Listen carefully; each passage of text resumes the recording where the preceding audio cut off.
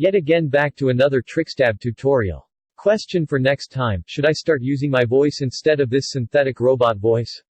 I'm also planning to do commentaries on TF2 subjects as well. Stairstabs are common knowledge among the TF2 community. Even non-spy main players also knows and can avoid this Trickstab with ease. Once you have mastered the controls, you are going to need to know how to execute it. It needs to be done quickly and less predictably as possible. Here's the mechanics.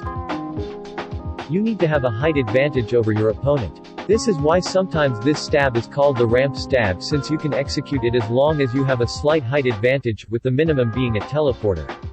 Once the scenario is set, jump while still looking at him, hold crouch and the W key while turning towards the enemy and aim to land on top of his head and not over him.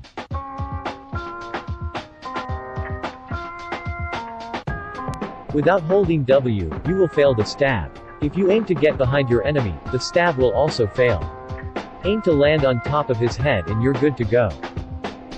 Now people will of course know better to follow a spy up the stairs.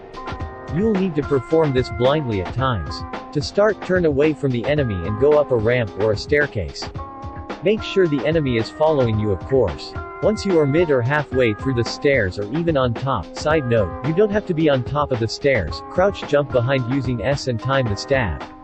It is really tricky to pull off, but it will get even the best of players. This is a neat little spot I used to stairstab this Boston boy. I could have stairstabbed here, but it would be too obvious. I had to improvise and go for a blind ramp stab using this little bit of ground.